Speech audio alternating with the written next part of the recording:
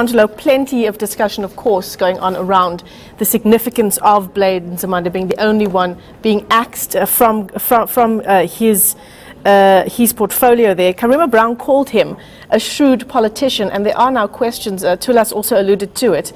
Blade Nzimande at one point was, in fact, urging the president to drop him so that the SACP can finally have a reason to go it alone. Was this perhaps a mistake on the president's part? Well, I don't know who is the more shrewd politician because it's early days yet, but my sense is that if you fire off your gun too early in the battle and exhaust all of your ammunition, you're likely to have to face somebody who hasn't spent all his bullets and whose aim might be much better. We know that Blade Nzimande's remarks about the president and remarks about the executive and about states of government from inside cabinet really were, deeply problematic if you were sitting in cabinet as the person who appoints cabinet, if you're the president of the country, from as early as May of this year. People have been expecting Blade Nzimande to be axed, I think, since the first cabinet reshuffle in April. The fact that he has lasted another 6 months may be part of Jacob Zuma's strategy as President of the Republic of South Africa, but also as President of the African National Congress. And it's in this dual seat that I think if there is an elective conference inside the ANC in December, it's very difficult to imagine that the President's decisions are merely based on executive accountability and on delivery in government, precisely because many of these decisions aren't as easily rationalizable as they would be if they were simply government efficiency decisions. Moving people into these portfolios as he has seem to reveal much more about political significance in the ANC than it does with, shall we say, government delivery issues inside the cabinet and inside of the departments for which those cabinet members are responsible. I mean, do we even need to ask the question, what is the state of the alliance as we speak to you today? Well, the state of the alliance cannot have been improved by today's decisions, but they certainly haven't. It's certainly not been in a good state for a very long time. We have heard throughout the year, as Tulasizwe reminded us, as Karima Brown reminded us, that actually there have been great concerns inside the other alliance partners about the direction that the alliance is taking, about the partnership division of power, that the ANC seems to have some sort of caveat to do whatever it likes in the view of some alliance partner members. We've seen people who have senior positions in the SACP question decisions around the first cabinet reshuffle. It'll be interesting to hear how they respond to this one, given that one of their senior leaders is now out of cabinet. So the role that the SACP has traditionally played in post-apartheid South Africa is presumably to keep the ANC in government from being further to the right than it already is. We've heard this reiterated in various forms by various people over the years. Many critics have said for over the last 10 years at least that hasn't really been the case, and what the SACP deployed members in the ANC have been doing has become more and more questionable. The COSATU alliance partner has also indicated that they have concerns around the treatment of workers. Let's not forget, we are the most unequal society in the world. We're a country with great unemployment issues, that the ANC's economic policies haven't really delivered in the ways that they've been promised. And this new radical economic transformation rhetoric that has ratcheted up the debate over the last 2 years hasn't really satisfied many of those partners representing working class and poor people's interests. We now know that more than half of South Africans continue to live in poverty under an ANC government 22 years into post-apartheid South Africa.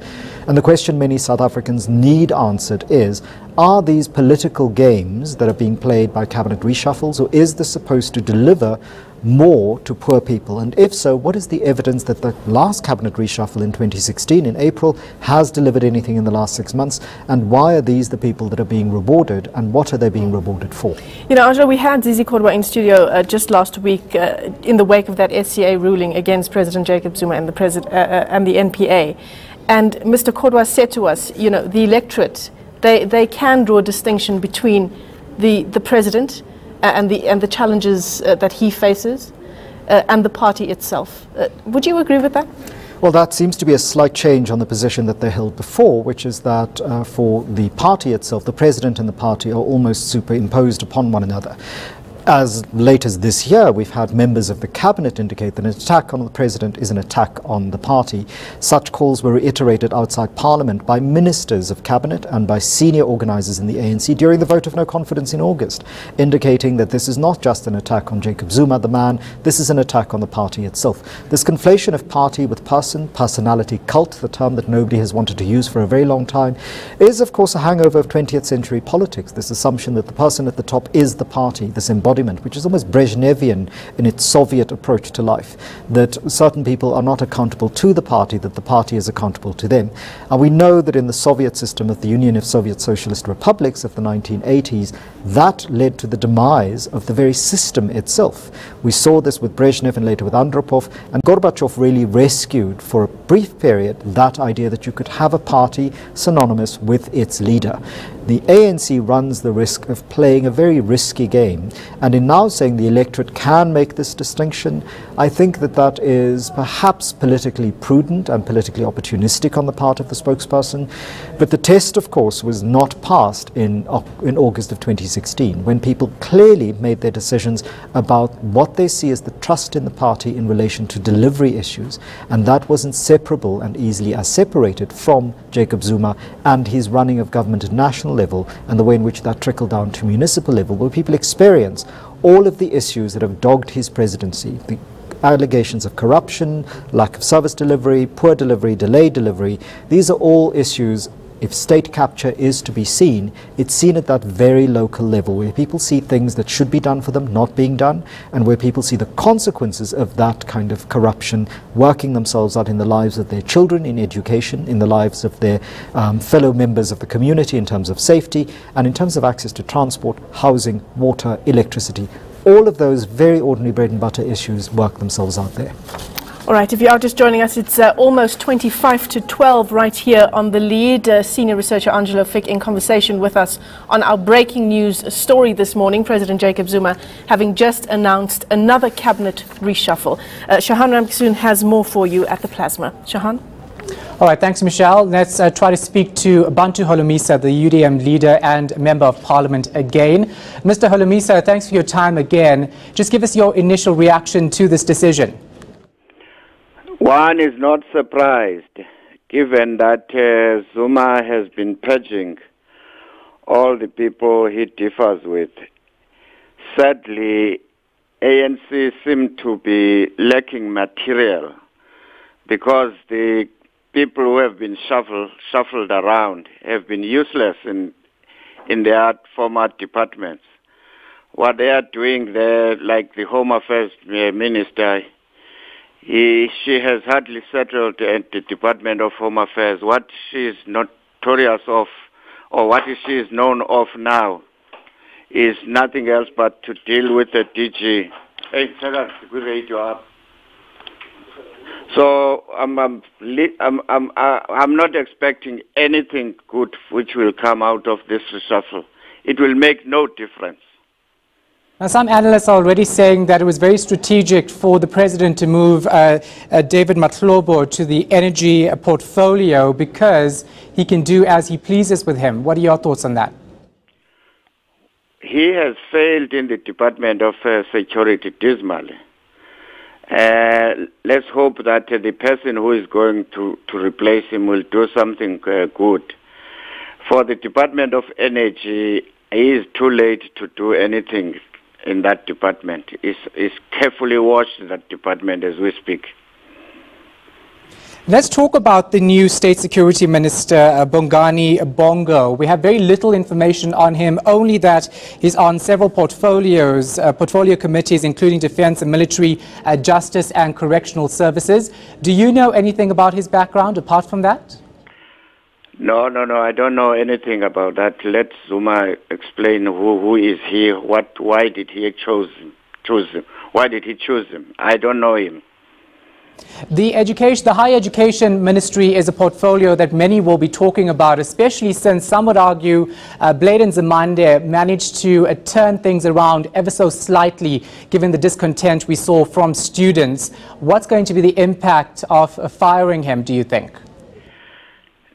It will affect that department, definitely. The person who is replacing Blade Nzimande is not known to be an aggressive person, and a person who can turn things around. Sadly, we have not seen her in her previous departments doing good job. She's just gone there maybe because she's got a better academic qualifications. But in terms of leadership, I don't expect anything. Now, as the UDM and a Member of Parliament, do you raise concerns about the cabinet reshuffles? No, to be honest with you, I'm less concerned. I'm even wondering, why are you guys getting too excited about this? This government has collapsed a long time ago. There's no government here. All right, thank you so much for your time, sir. We do appreciate your reaction to that. Of course, the president reshuffling his cabinet. If you are just joining us, Blade Nzimande has been sacked as the higher education minister. He's been replaced by Hlengiwe Mkhize. We'll have more details on this reshuffle in a moment. This is The Lead. Stay with us.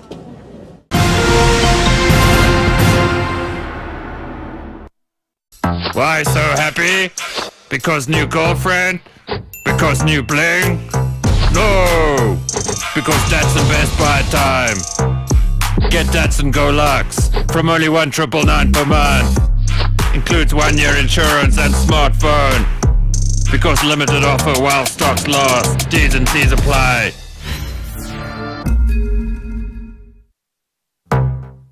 Also because optional service plan. The Department of Basic Education has established a second chance matric support program. If you're in grade 12 or are trying again, get learning and revision material on the DBE website. Young South Africans will be supported through different programs to integrate them back into the education system, ensuring that they receive a second chance at being adequately qualified before entering the job market. For more info, log on to our website. Brought to you by the Department of Basic Education. I'm Bruce Whitfield, and every Wednesday at 5:30, I am taking stock, talking to the power brokers and the policymakers in the world of money, helping you make better sense of the financial world in which we live. There'll be trailblazers, there'll be rule makers, there'll even be those that break the rules. There'll be stories that'll inspire you, there'll be stories that will drive you mad. Only the best stories, taking stock in partnership with Discovery.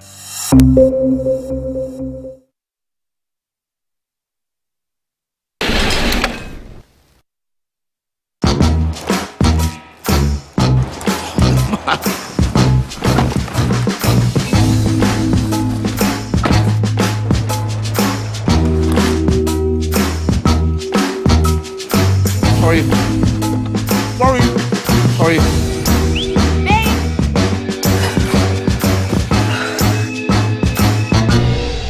With deals this good, soon everyone will be driving a new Volkswagen. With amazing offers across our range. Buy a Polo Comfort Line and we'll upgrade you to a Highline.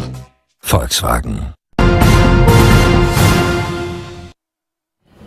Welcome back. It's 20 to 12. This is The Lead. Thanks for tuning in. We continue unpacking this latest development in government. Breaking news this morning. The President having just announced yet another cabinet reshuffle. Senior researcher Angelo Fick is in studio with us to help us unpack exactly what's going on in government.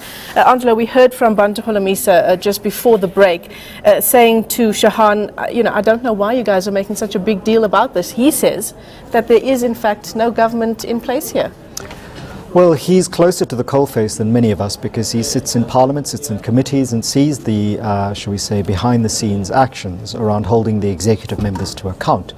I think what many people may share, Mr. Holomisa's view of things, we await what it is that the government, he says, you need to ask President Zuma for his explanations for why he chose Advocate Bongani Bongo. And I think those explanations are what people are going to ask questions about. Yeah, I mean, it was just in May when we saw Judge Bashir Valley in the North Gauteng High Court saying that President Jacob Zuma must hand over all of the records explaining why he reshuffled his cabinet back then. Do we see something like that unfolding here as well? Well, I presume firstly the alliance partners will either have been told why it is that the cabinet reshuffle will be done and that they will have been consulted, or do we have a repeat of what we'd seen in an earlier reshuffle where the alliance partners said that they weren't fully consulted.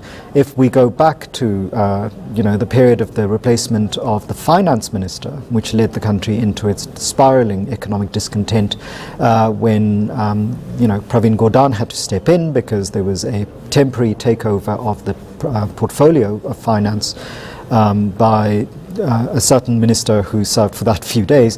What we're seeing here is whether the president has reasons ready, in which case in a preemptive strike he could have said, for reasons of X, Y and Z I've chosen to go in the following direction and make these following changes, and then give us the names. The press release, however, doesn't say that. It simply says after careful consideration. So presumably we will have to wait to hear from the alliance partners whether they were indeed consulted. We will also have to hear from the ANC members whether they were consulted, because there was a conflict there as well, with the explanation given for the removal of Nhlanhla Nene and his replacement. That explanation shifted across a 3-month period, with very senior members of the NEC indicating one set of explanations, then another, the president indicating he had his own reasons and would take the country into his confidence in due course, and eventually just said, well, the president has the prerogative. So presidential prerogative notwithstanding, I think in a climate of transparency and democratic accountability, it would have been, I think, a preemptive move on the president's part to give us the reasons. Whether we then found them believable or not is a different story. What I think many South Africans are questioning is, if there are no reasons given, and because President Jacob Zuma is an arch strategist, what could be his longer game in choosing not to reveal, to making the changes, and making the changes less than 2 months before the elective conference in the party is supposed to begin?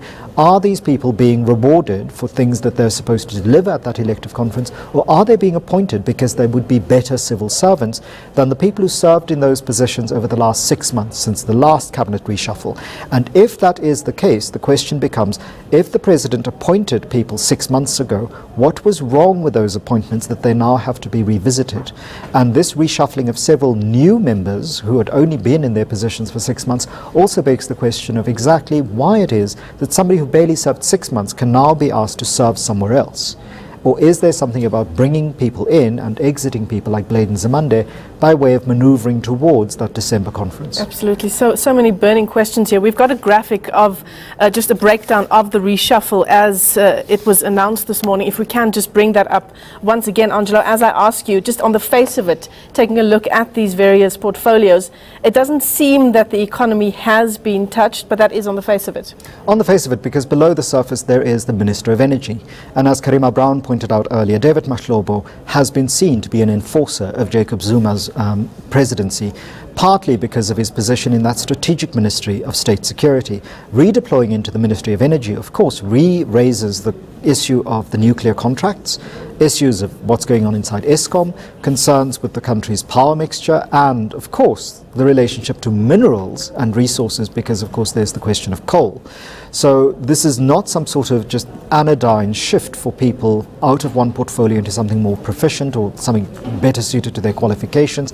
Firstly, it gets rid of Blade Nzimande, and if I were in Mr. Nzimande's shoes, I may sigh with some relief because of that presidential fees report, which will impact on higher education as a sector, which could see students very unhappy with whatever is coming out of that fees commission. That we've had the report since July, we haven't had any answers.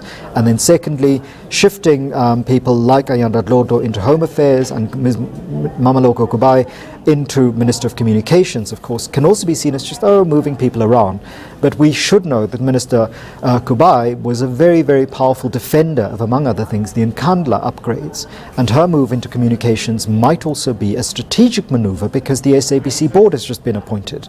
And so communications and the SABC board there might be a relationship there that many critics will want to observe much more closely in the lead up to December 2017, but also in the longer game that Jacob Zuma must be playing, because his presidency only ends in 2019. I mean, I just want to ask you very quickly before we end this segment, but we're always looking at all of these new developments through the lens of December 2017. There have been so many questions around whether the elective conference will in fact go ahead. Again, Zizi Kodwa telling me just last week it will absolutely go ahead come another 8 weeks or so. I mean, given this latest move, given Blade Nzimande's axing, and just the sensitivity or the state of the tripartite alliance at the moment, is it a good idea that it even does go ahead? Well, this might be a way of the purge before the storm rather than the calm before the storm, because things have not been calm in the lead up to the elective conference. We've just seen the denigration of the ambition and of the statement of one of the senior, shall we say, candidates running for the president of the party in Lindiwe Sisulu. She was attacked by both the head of the parliamentary caucus, Jackson Mthembu, correcting her on her understanding and her take on